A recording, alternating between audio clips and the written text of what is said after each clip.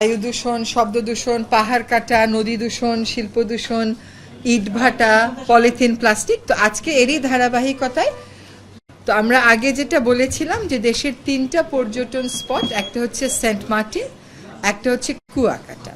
তো এই 3টাকেই single use plastic মুক্ত করার কাজটা আমরা শুরু করব না, কিন্তু কাজটা অন্তত শুরু হোক। তো তারই ধারাবাহিকতায় আমি দেখলাম যে মন্ত্রণালয় প্রস্তুত আছে মোটামুটি সেন্ট মার্টিন নিয়ে, কারণ সেন্ট মার্টিন নিয়ে এর আগের সরকারের সময় থেকে ধারাবাহিকভাবে বিভিন্ন সিদ্ধান্ত গৃহীত হয়েছে।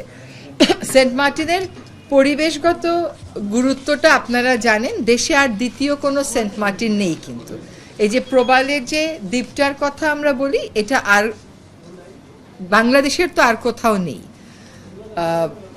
এখানে বেশ কয়েকটা বিপন্ন বন্য প্রাণী রয়েছে, পাখিও যেমন আছে, কাছিমও তেমন আছে, স্তন্যপায়ী প্রাণীও তেমন আছে।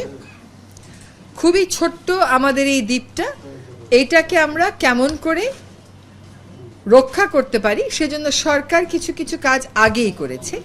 যেমন এইটাকে ঘোষণা করা হয়েছে প্রতিবেশগত সংকটাপন্ন এলাকা, এবং প্রতিবেশগত সংকটাপন্ন এলাকা ঘোষণা করা হয়েছে 1999 সালে। প্রতিবেশগত সংকটাপন্ন একটা এলাকা তখনই হয় যখন তার অবস্থাটা আসলে সত্যিকার অর্থেই সংকটাপন্ন থাকে। তারপরে কতগুলো সিদ্ধান্তের কথা আমরা আপনাদেরকে একটু বলে দিই, যেটা আপনাদের জানা দরকার, যাতে করে আপনারা ফ্যাক্টগুলো ঠিকভাবে বলতে পারেন। এক হচ্ছে, এটা পরিবেশ সংরক্ষণ আইনের অধীনে প্রতিবেশগত সংকটাপন্ন এলাকা। আবার বন্যপ্রাণী সংরক্ষণ ও নিরাপত্তা আইন যেটা আছে 2012, সেটার অধীনে সেন্ট মার্টিনের 1743 বর্গ কিলোমিটার এলাকাকে মেরিন প্রোটেক্টেড এরিয়া হিসেবে ঘোষণা করা হয়েছে। কিন্তু আমরা জানি যে এই দ্বীপটা আসলে প্রতিবেশগতভাবে দিনকে দিনই অবস্থা নাজুক হচ্ছে। এই জন্য এই তারিখগুলো আপনারা একটু খেয়াল করে লিখবেন। হ্যাঁ, 9 সেপ্টেম্বর 2018 তারিখে 9 সেপ্টেম্বর 2018 তারিখে একটি আন্তঃমন্ত্রণালয় সভা হয়। সেই সভাতে সিদ্ধান্ত হয় যে 1 মার্চ 2019 থেকে সেন্ট মার্টিন দ্বীপে শুধু দিনের বেলা পর্যটন চালু থাকবে, রাতে বেলা পর্যটকেরা ওখানে থাকতে পারবেন না। এই সিদ্ধান্তটা কত সালের হয় বলেন? 2018 সালের। হ্যাঁ, 2018 সালের 9 সেপ্টেম্বর। তারপরে এবার আসি 2020 সালের 24 ফেব্রুয়ারি। সেখানে তৎকালীন প্রধানমন্ত্রী যিনি মুখ্য সচিব ছিলেন, তার নেতৃত্বে একটা সভা অনুষ্ঠিত হয়। সেই সভায় সিদ্ধান্ত হয় যে সেন্ট মার্টিন দ্বীপে প্রবেশের ক্ষেত্রে পর্যটকদেরকে রেজিস্টার করতে হবে এবং পর্যটন সংখ্যা সর্বোচ্চ 1250 হতে হবে, এবং জাহাজে অতিরিক্ত যাত্রী নেওয়া যাবে না। এবং এটা বাস্তবায়ন করবে বেসামরিক বিমান পরিবহন ও পর্যটন মন্ত্রণালয় ও জেলা প্রশাসক। তাহলে এই সিদ্ধান্তটা কবে হলো? 2020 সালের 24 ফেব্রুয়ারি। এই সিদ্ধান্ত নতুন কোনো আবিষ্কৃত কোনো সিদ্ধান্ত নয়। আবার আরেকটা সিদ্ধান্ত বলি, 17 মার্চ 2020 এইখানে পরিবেশ এবং জলবায়ু পরিবর্তন সংক্রান্ত যে সংসদীয় কমিটি আছে, তারা একটা সিদ্ধান্ত নেয়। আমি এটা পড়ে শোনাচ্ছি। সেন্ট মার্টিনে অতিরিক্ত পর্যটক গমন এবং রাত্রি যাপনের ফলে সেখানকার পরিবেশের বিপর্যয় ঘটছে বিধায় সেন্ট মার্টিনে রাত্রি যাপন সম্পূর্ণ নিষিদ্ধ করার বিষয়ে সুপারিশ করা হয়। তারপরে আবার একটা সিদ্ধান্ত হয় 23 নভেম্বর 2021। এখানে কে ছিলেন? প্রধানমন্ত্রীর মুখ্য সচিব। তাহলে এই সিদ্ধান্ত কবে হয়? 23 নভেম্বর 2021। কি সিদ্ধান্ত হয়? যে লঞ্চ জাহাজে মোট পর্যটক যাত্রীর সংখ্যা 1250 রাখতে হবে। একজন ব্যক্তি 5 জনের বেশি টিকিট ক্রয় করতে পারবেন না।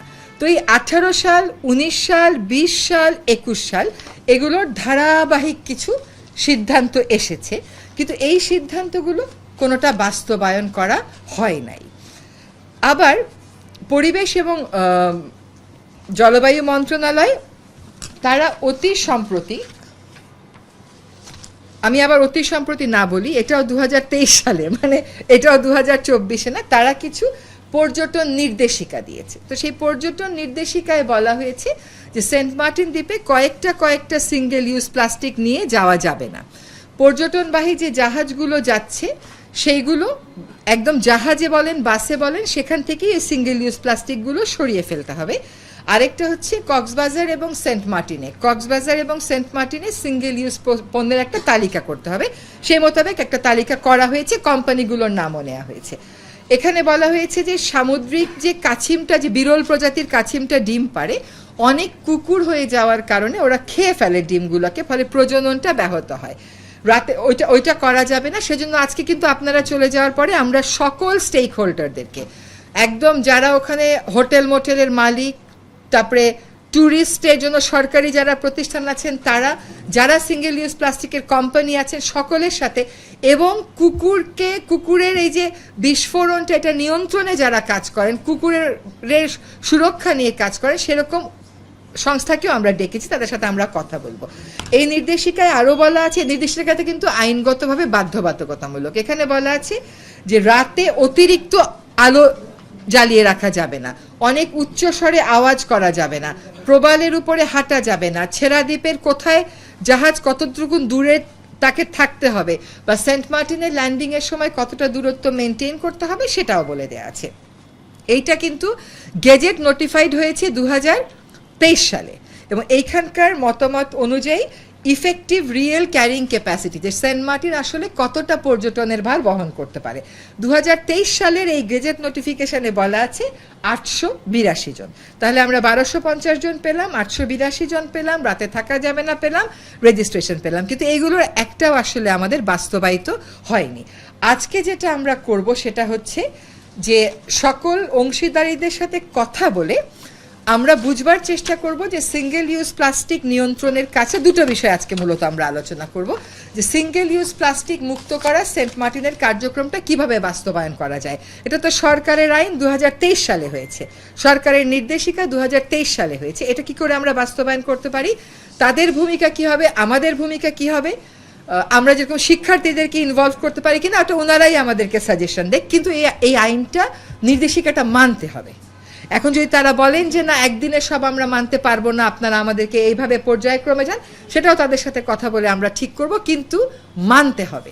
নির্দেশিকা যখন একটা এসছে সেটা আমাদেরকে মেনে চলতে হবে। আরেকটা হচ্ছে সেন্ট মার্টিন দ্বীপের এই যে অনিয়ন্ত্রিত একটা পর্যটন চলছে, প্রতিবেশটাকে রক্ষা করতে আমরা কি কি কাজ করতে পারি। এই পর্যটন শিল্পে অনেকে জড়িত আছেন। আমরা একটা জিনিস বলে ইংরেজিতে, seeing is believing, and if you see then you like it, then you love it. তো দেখলেও একটা কিন্তু মানুষের ওটার জন্য একটা অন্যরকম আত্মিক টান হয়। আমরা বলি না, আগে এই জিনিসটা কত সুন্দর ছিল, এখন নষ্ট হয়ে গেছে, দেখেছিলাম বলেই এটা বলতে পারি।